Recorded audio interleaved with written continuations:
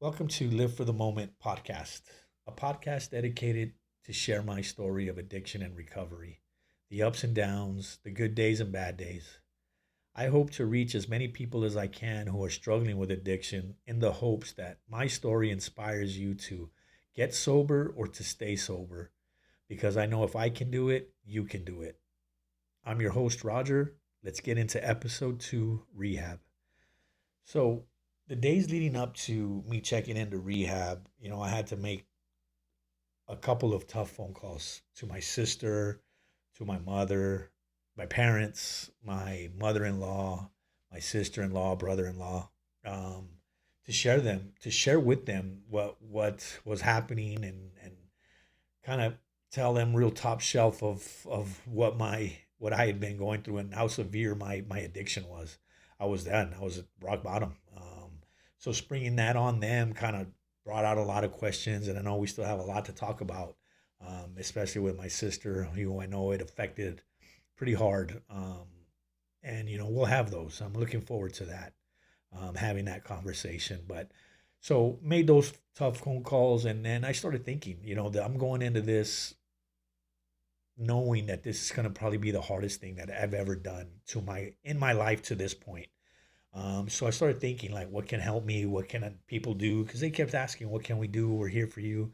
So I asked those closest to me, those people I mentioned, to write on a 3x5 index card, something inspirational, and then on the back to write one word, one word motivation. And I thought that this would help me in those dark times. This would help me when I'm in there and I'm going through it. I can pull these things out and read them and know that I have a strong corner. I have a good corner. I have a strong family support going into this. Nobody turned their back on me. Nobody cut me off, which I'm very grateful for. Um, so I had them write this, right? And everyone from my sister, my family, my kids, everybody wrote one, and just kind of share what they are. Is here's one that my sister wrote. Like I said, little 3x5 index card with a word at the end behind it. That was my sister. This was my daughter's. Her little quote on the back, and then her word. My son and his word, and then my wife and her word. So these little index cards, and I have more from everybody else that I won't show, but those are kind of the gist of what everybody wrote. And to say they got me through would be an understatement, because I read those things every single night as I was going through it. So now it's time to check in. It's Saturday, December 16th, 2023, and we go have breakfast. We're there as a family, me, my wife, my two kids. We're all kind of, I wouldn't say walking on eggshells, but we know this is a big thing. This is big, and it's heavy on our hearts. So I looked at a place online, and I found a place that, shows online a big old house, big old mansion, looks like a five-star resort. And we kind of joked around like, oh, wow, you're going away on a resort, you're going on vacation. I want to go too, We're kind of making light of a very serious situation. Anyway, so we drive to the place, and when I spoke to the admissions counselor, she never told me where I needed to go. So I just figured I'd go to the place that's online where it has the address. So we went there, and it was kind of like a clinic, and nobody was there. It was Saturday, so nobody's there. And I'm like, okay, well, this isn't, I think this is the place. This is what it says. Here's the address. And so I called her. I called the admissions counselor, and I'm like, hey, I'm here at this address.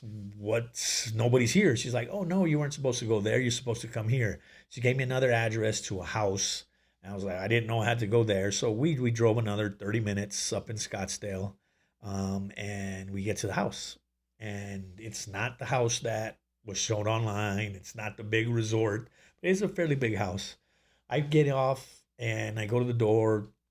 Ladies, this counselor's there, and she's like, "Oh, hey, Roger, we've been waiting for you." I'm like, "Oh, okay. Hey, here's my bag. Let me go say bye to my family. Well, I go bye to my family. My wife has tears. My son is crying. My daughter's crying. I'm saying bye to him. And I'll remember it forever. My daughter's like, Dad, this isn't the place that we saw. Are you sure that this is the place? And, it hurt me so bad. I told her, baby, I'm going to be okay. This is the place. I'm going to be all right. So going into it, I have that on my head. My mind, and I'll get into it a little bit here shortly, but my mind wasn't in a good place, right? Now I have my family crying. Now I'm thinking, why am I doing this? I could just stop, right? I could just stop on my own. I should just get back in the car and I'll figure it out. I'll do it alone. But I couldn't, right? So I'm there. I'm committed. I'm in. So I'm in the place and they're admitting somebody else in, and I'm kind of waiting in the living room area. There's a couch there, and I'm sitting there, and nobody's in the house, right? Nobody. So I'm kind of like, what is going on? And I'm talking to the counselor, and then the other people that were in the rehab, they get back to the house. They were out doing something. I think getting haircuts is what they were doing, and they get in there. So I meet the roommates, and it's a variety of people. It's older guys, a lot older than me, and then there's guys my age, and then there's guys a lot younger than me, my daughter's age, 21 at the time, 20, 21 years old. So there's variety of us there. Seven guys, I think it was. So I get checked in, and I'm being admitted, and they check my blood temp. They check my blood pressure. I mean, right? So I'm in there. They check my blood pressure, and it is skyrocketed, like to the point where they're thinking of calling the ambulance and checking me into the hospital because it's so high. I think I wrote it down somewhere. It was like 172 over 110. Like it was bad. The nurse was like, her eyes just went wide open. We're like, oh, hey, are you okay? How are you feeling? Do you feel like you're gonna faint? I'm like, no, I'm fine. I'm scared, right? She's like, no, I know the stress, and I get it. They gave me a banana to eat. They're like, relax, drink some water, chill out. We'll take it again. They take it again, and yeah, sure enough, it's still high. Um, I don't remember what the second time was, but it's still pretty high. And they're like, hey, we're gonna get you on these meds. And I said, no problem. So I get checked in. I'm talking, and they're like, hey, you're gonna be in room 3 with roommate 4, whatever it was, right? And that's the first that I heard of room 3, person 4, right? Roommate 4, and I'm like, okay. I was like, but is there all the rooms empty or all the? She's like, yeah, well, the master bedroom, there's nobody in there, and you figure when you look into one of these rehabs, figure your house, right? My house is a 4-bedroom house. I got a master and 3 bedrooms. Well, there's twin beds in each bedroom, and then there's 4 beds in the master at this house. So figure you got roommates in each room in a twin size bed, and you got guys going through some shit, right? Because I was going through it, and you have these other 6, 7 guys that are going through the same thing but their own world, right? So I'm like, well, if that room is empty and the guy that I'm going to room with, he's been by himself. I was like, can you put him in that master bedroom and me in that room? Because I know I'm going to snore, right? I'm gonna snore, and I'm gonna keep him up. And the person that's checking me is like, Roger, hey, that's something you need to don't worry about, right? You're here to get better, and that should not be one of your concerns. I'm like, well, it is a concern because I heard it from my wife every single day that I snore like a bear, and I keep her up at night.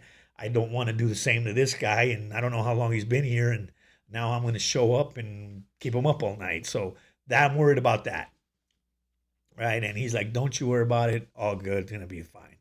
So I get checked in, and we're just there. And that night or that evening is the first time that I got introduced to AA, and I didn't know anything about it. I've heard about it, and excuse me, heard about the 12 steps, but I've never been to one. So we go to this, and it just was not comfortable, hearing the people talk, and the people that were running it were at a table right next to the little podium that was there that people are speaking at, and they're laughing while they're talking, and it just felt uncomfortable. And the people that are talking are picking people in the audience, like, for example, I'd be sitting there and the guy's talking. He's like, oh, hey, you with the Yankee cap, you're up next. And, it was just one of those. And So I'm like, it taking me back to third grade of not looking at the teacher, not wanting to get picked. So I'm not really there. I'm more scared. I'm thinking, don't pick me, don't pick me. I don't know what to say. And it just was very uncomfortable. And hearing the people laughing and talking, it just was very, I didn't get a good vibe from that first meeting. So we finished there. I didn't get picked. So we get back to the house. Now we go to bed.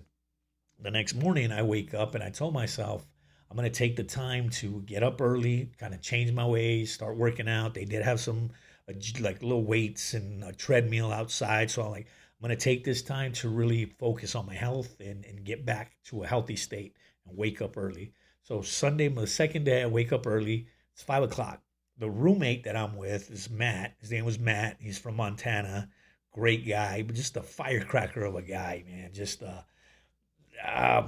little short mountain man, stock, not even stocky, just a little dude, just stocky mountain man, mad at everything, right? And I wake up 5 in the morning, I go out there, and he's already out there, and he's puffing away in his cigarettes, man. He could smoke them like nobody else. And I say good morning to him, and hey, Matt, how you doing? And he just has a look on his face of disgust, right? And I'm like, God damn, I probably kept him up all night. I'm thinking, and really didn't sleep because I was knowing that I was going to snore. So I thought I didn't sleep, but well, I did. And I did snore. And he's like, I go, hey, man, how'd you sleep? He's like, I hope I didn't keep you up because of my snoring. He's like, a little bit, man, but I told these guys, man, that I fucking hate roommates. And I fucking told them to keep me in my room by myself. And they promised me. And then they gave me you. And I'm like, man, so now I'm like, son of a bitch, like thinking, shit, I told this guy, right? I told this guy what was going to happen, and now it's happening, right? Now I'm going to have to live with this dude knowing that he's pissed off, that he can't sleep. And so we started talking, and I told him, hey, man, I'm sorry. I told these guys, I knew it was going to happen. He's like, nah, it's all right, man. It wasn't that bad. Whatever, man. But I just told these guys I didn't like roommates. And then he's like, 2 seconds, he's like, nah, you know what, man? You fucking snore like a damn bear, man. I've never heard anybody snore that loud. And now we're laughing about it. He's laughing about it. I'm laughing about it. And to say that first meeting, I thought the worst, but Matt became one of the reasons why I made it through that place, because not only did we start that morning, every morning that we were together, we had those talks. He talks about himself and his family and kids. I talked about myself and my family and kids and the stuff we were going through. So we became really good friends, and the whole roommate deal kind of became null, right? It became null. They eventually did move him out, but they moved him to the master. But then he got another roommate that was worse than me. But it was eye awakening, right? Because you're in this rehab now. You're thinking, all right, you're not focused on yourself. You're focusing on everything else that you can't control, especially me, right? Because my mind was gone. I really just was not. I'm thinking about my daughter. I'm thinking, and this is, barely day 2, right? So I'm on a treadmill. One of the young guys comes. He's like, hey, man, you going to come to church with us? It's a cool church, this and that. And I'm like, nah, probably not, man. I'm good. I don't really go to church outside of here. So, nah, I'm good.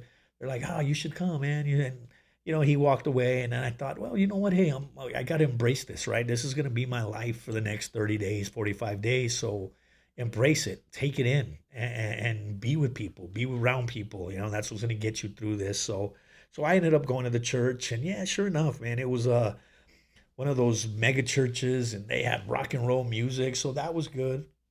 And I felt good. Right? It felt good. The message was really, really good. The message was, you're stretched like a rubber band, and that's the stress in your life. And it stuck with me because we were all going through it, and not only were us as a group there, all the people around that you don't know what they're struggling with really embraced that message. So that message really stuck with me, that you're a rubber band, and the stress that you're going through, you can deal with it. You won't break. You just got to handle it.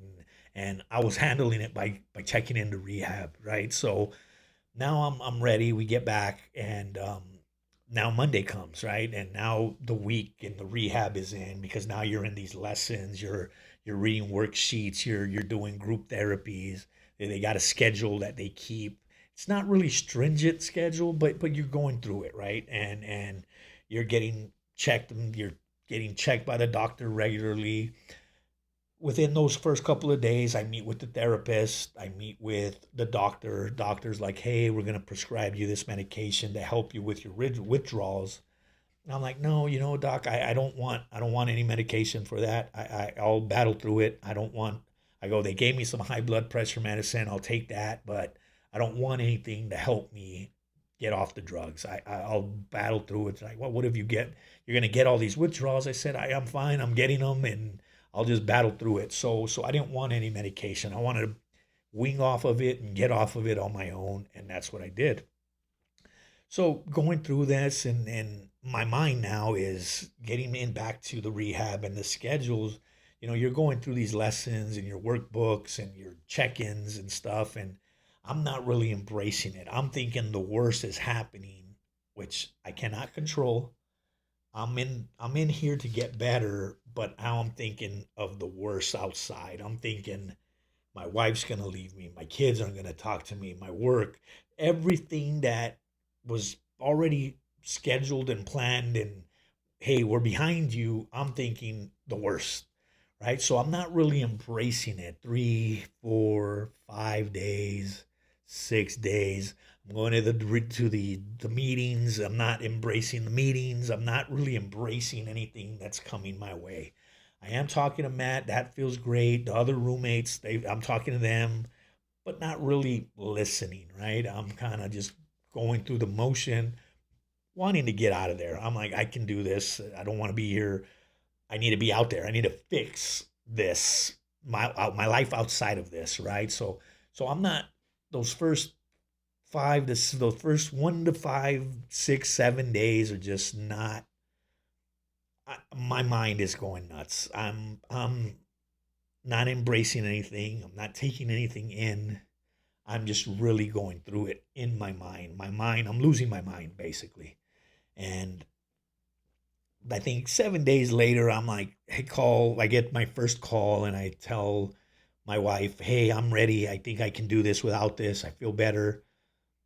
I'm lying to myself. I'm lying to her, and this is during the holidays, right? So now we're getting close to Christmas Eve. And I know my mother in law was going to come into town and I'm gone. And my wife is dealing, she's got to make Christmas as normal as possible because now I'm not going to be there. I'm not going to be there to help with anything. She's out there on her own. So I'm thinking of that. I'm thinking of getting out. I'm saying I'm done. I can walk out of here. I'm better. I'm good. I fix this. My wife tells me, if you come out, you're not going to stay here. You don't have a place to stay. I'm not ready for you. I want to get through these holidays and I can't have you around me. Well, that hit home. That hit me like a ton of bricks. And I said, shit, okay, well, I'm not going to walk out of here because if I walk out, I've got nowhere to go. And only place I'm going to go to is a hotel and my kids are going to find me in the room, right? Not living anymore, not here anymore. And I didn't want that. And so I stayed. And again, I'm still battling. I'm still going through everything and still not really embracing anything. There's just still this dark cloud gray in my eyes, really against what's happening instead of embracing what's happening to me. And I can't sleep.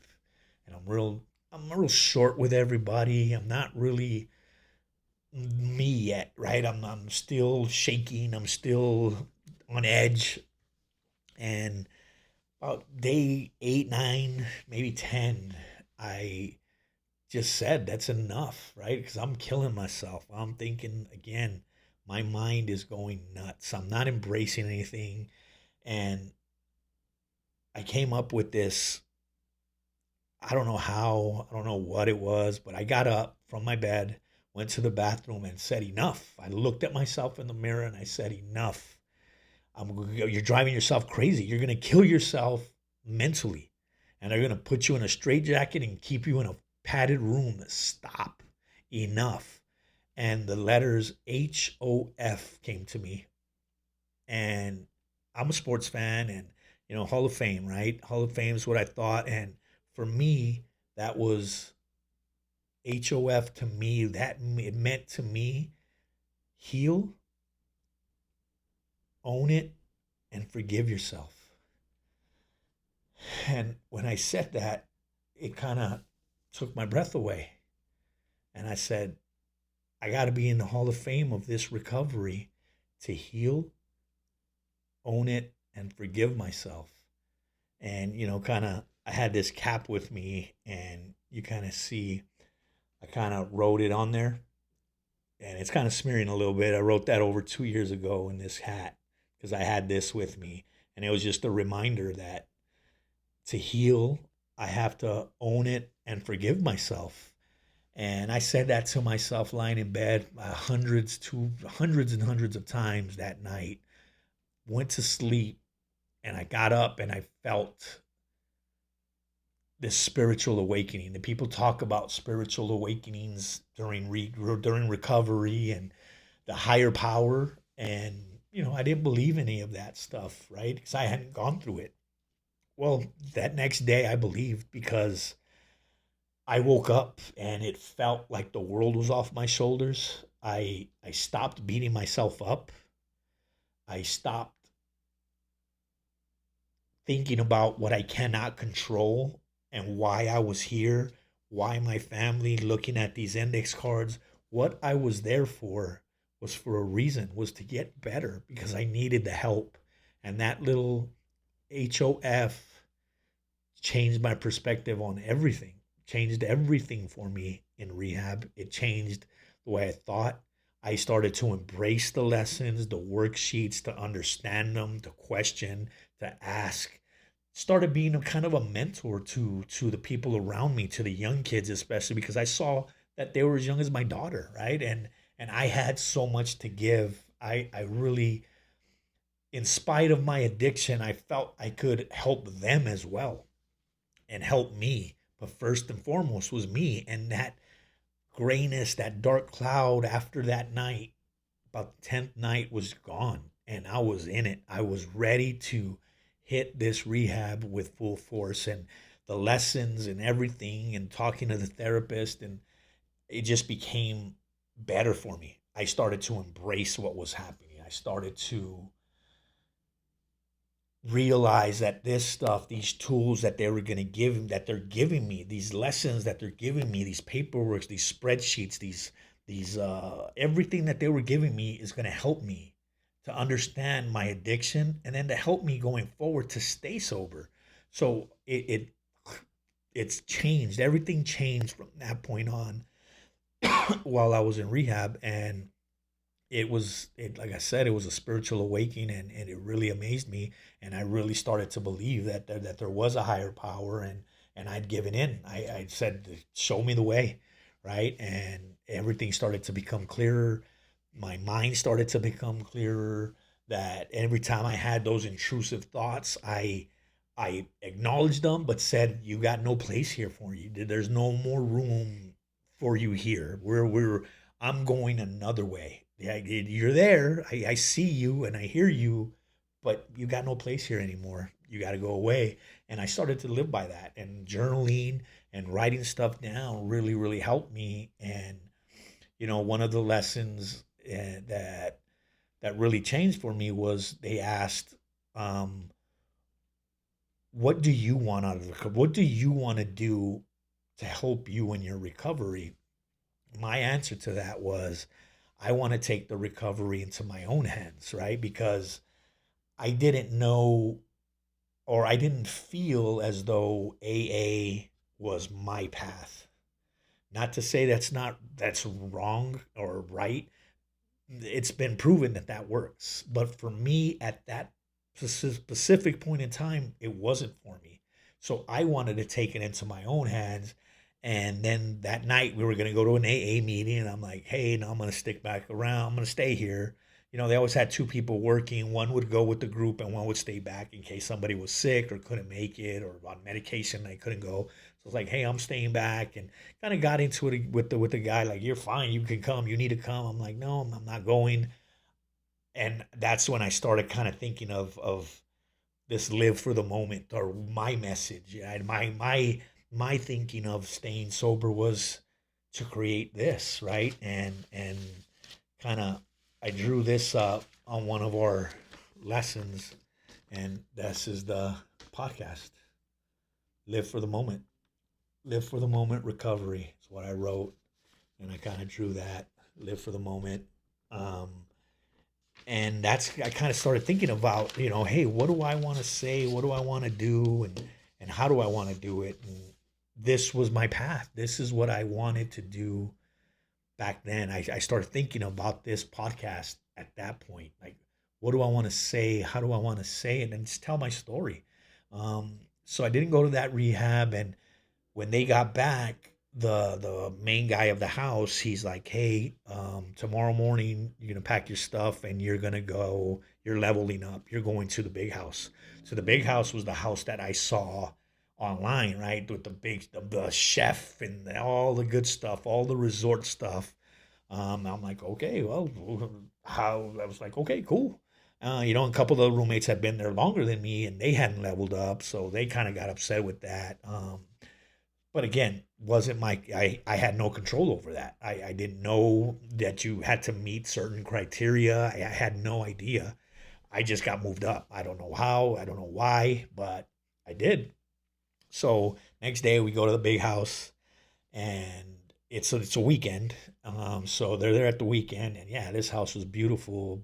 Theater room, ping pong table, pool table, swimming pool. I mean, it was a mansion up in the hills in Scottsdale.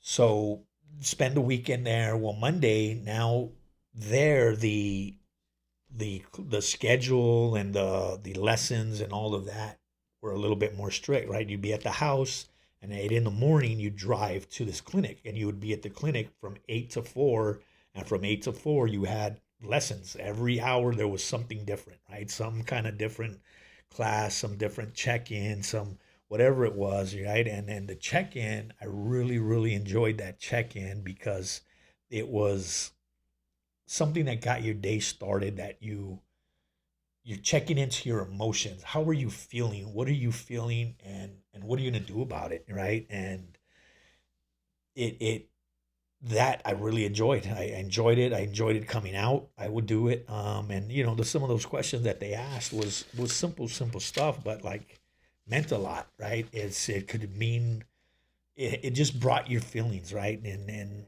being an addict, you hide those feelings, right? You put those feelings in the back of your mind, and you don't share them with anybody. And some of the things that you would answer were what you were feeling, what your high was the day before, what your low was, what your triggers are, what your cravings were, what you're grateful for, any goals for the day, and then you got to shout out somebody, right?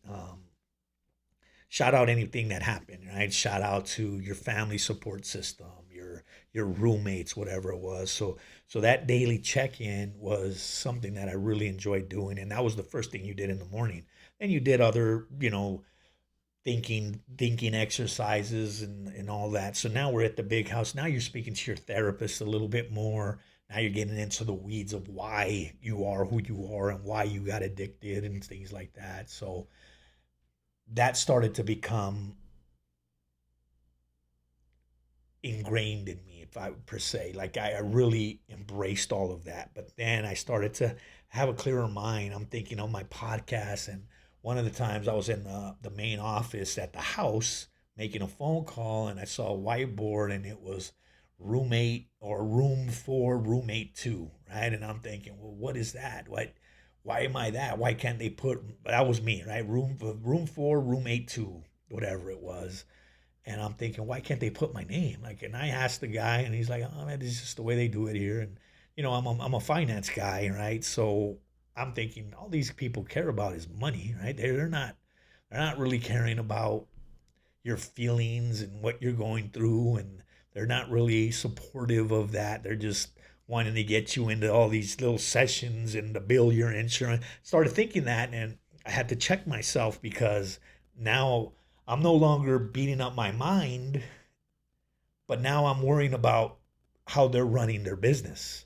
which is going to affect my recovery, right? So I had to check myself a couple of times on that and question. I saw that I was diagnosed as a manic depression, that I had manic depression, and I'm like, when did that happen? I met the doctor for like 3 minutes, so I had to check myself, but I was learning the tools to check myself, right? I was understanding some of the stuff that they were telling me in there to check myself. I can't control what's happening there. I can't worry about that. That's not why I'm here. What they do is what they do, and what I'm doing is getting better. So now I'm, 20 something days into the rehab, and when I first went in, my work was going to pay me 80 hours, my normal pay, right? But turned out that they can only pay me for 40 hours. So they were going to pay me 40 hours, well, better than nothing. So I was okay with that. Well, there around the 26th, 27th day, my wife, like, I called and they're like, you didn't get paid. Well, I'm like, oh my God, what do you mean I didn't get paid? Yeah, there's no money. You didn't get paid. And I'm like, okay, so now that's a stressor. Well, I go into my therapist and I say, hey, is it okay if I get my phone? Because they take away your phone. You can't have your phone. You can't call. There's nothing there. And when you do call, you get 5 minutes and the director is right in front of you, listening to the phone calls just in case it goes bad, and they'll hang up. And, they don't want you triggered in any way, which is understandable. But for me, I felt, hey, this is kind of like, hey, my life here, right? I'm here and I'm in 100%, but I need to make this call. No, you can't. Well, maybe we'll see. Maybe later, go to the therapy, go to the session. Well, I'm not really checked into the session. I'm worried about, I'm not getting paid. My wife's out there alone. How are the bills going to get paid? So now I'm kind of, again, getting back to stuff I can't control, right? And I need to find out. So I do get a call. I call my work, find out. They're like, hey, the board of directors are saying that that's it. You don't have no more vacation. Nobody can give you any more vacation. That's it. Your pay's done. I'm like, okay, fine. So 28 days are into it, 29 days, I don't remember exactly. And I say, hey, I gotta go. I'm out. I gotta get out, right? I can't have, I can't go on without getting paid. And I did feel 100% better than I did, what was it, almost 3 weeks before I said I was out, right? So I felt good. I had all the tools. I knew what I was going to do. We had talked about spreadsheets on what have triggered you and what's if you get triggered, what are you going to do? And I had all these notes with me and I really embraced it. So I really felt good. And I told them, hey, I'm leaving. I'm getting out. I'm going to walk away. And they fought me tooth and nail. They're like, nope, you're not going. And you signed a paper and you're going to wait 24 hours. I'm like, I don't want to wait 24 hours. I got to go now. They called my wife. They called my sister. They wanted to set up a call. A call to have a conference call with them saying that I wasn't ready, that they should tell me, they should convince me to stay, that it'd be better for me and for them not to welcome me home and this, that, or the other. And I'm like, you don't have to make that call. I'm leaving with or without. If you call, if you don't call, I'm leaving. I go, I'll wait your 24 hours, but it's my right. I walked in here, I walked out. So it kind of left in a bad terms, but I want you guys to know how grateful and how good rehab was for me. Um, it saved my life. It was probably the hardest thing I did because it was over the holidays, um, and I hadn't been without my family, and it was really really dark at times. But I did see the light. That HOF Hall of Fame, Heal, Own, Forgive was crucial in my recovery. I still use it today. Um, so I left. I waited the 24 hours. They didn't allow me to get back into any of the sessions. And the next day, I walked out, and my wife picked me up, and she's like, "What happened?" She still kind of wasn't ready, but I was ready, and I was ready to take on my sobriety my way. And just like that last question of what do I want to do to take my recovery into my hands, and I was ready to do that, and I did it, and I left maybe about 29 days. It wasn't the full 30, but I really felt good that this rehab did what it was supposed to do. It got me off the drugs, and it got my mind right. It got my mind away from the negativity, the dark cloud, and everything that happened to me happened for a reason. And I needed to go through that to be here, right? I needed that rehab, 29-day rehab, to be here, to be able to share my story with you right here, right now, because I was writing this story while I was in there. And without that, there'd be no way I would have ever thought of doing this. So I'm really thankful for that place. Thankful for the teachers, everybody that worked there, and especially my roommates. Man, they got me through it. Some of them wrote me some notes that I still carry and I still have today, that I read through. And rehab is tough. I'll tell you that right now. If anybody out there struggling, but it is something that will change your life. It'll make you see a different light, especially the way us addicts are and the way we think. This brought another perspective to life for me, and I'm really thankful. So, and I thank you all for listening, and hope you stay tuned. The next episode will be dropping 2 weeks from Monday. So thank you guys very much. Appreciate you guys, and anyone out there struggling, reach out. Don't hold back. I'm here for you guys, and I know you guys can do it. Thank you.